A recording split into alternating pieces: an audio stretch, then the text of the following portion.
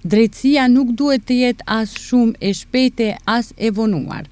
Vetëm drejtësia dhe e vërteta mund të sjellin një qetësi të vogël për familjet dhe për shoqërinë, tha kryeparlamentari Afrim Gashi në fjalimin e tij gjatë seancës komemorative për rastin e 1 vjetorit të tragjedisë në Koçan, ku humbën jetën 63 të ri dhe mbi 200 të tjerë u plagosën nga zjarri në diskotekën Puls. Ai bëri thirrje që të përcaktohet saktësisht përgjegjësia për jetët e humbura për shkak të lëshimeve të bëra. Kryeparlamentari Gashi theksoi se kjo seancë komemorative nuk është vetëm një formalitet institucional, por një përkulje e përbashkët për atyre që mbajnë peshën e kësaj tragjedie. Se зборува за трагедијата како што е ова, можеби е една од најтешките задачи што можат да и припаднат на една институција или на едно лице. Për të folur për tragjedinë e këtij, ndoshta paraqet detyrën më të vështirë që mund t'i takojë një institucioni. Ajo natë, Koçani dhe Maqedonia humbën një pjesë të së ardhmës së tyre.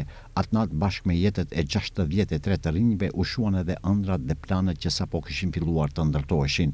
Edhe pas një viti, është e vështirë të gjenden aq më vështirë të shqiptojnë fjalët. Ato gjithmonë duken të pamjaftueshme për të shprehur atë që njeriu ndjen. Fjala publike është detyrim, por kur më parë nuk ka qenë kaq e rëndë. Në ndërkohë ka vazhduar procesi gjyqësor për zjarrin në Puls. Gjyqi, i cili nisi më 19 nëntor të vitit të kaluar, pritet të vazhdojë me dëshmitë e dëshmitarëve të prokurorisë. Për zjarrin në Puls janë të akuzuar 35 persona fizik dhe 3 persona juridik, mes tyre pronari i kabares, persona të afërt të tij, inspektor të institucioneve shtetërore, ish-ministra si dhe pjesëtar të agjencisë që siguronte të ashtu quajturën kabare dhe pronari i saj. Në fillim të procesit gjyqësor, të gjithë u deklaruan se nuk ndihen fajtor dhe kundërshtuan tezën e prokurorisë se ekziston lidhje shkak-pasojë pas veprimeve të tyre dhe shkaktimit të zjarrit vdekje prurës.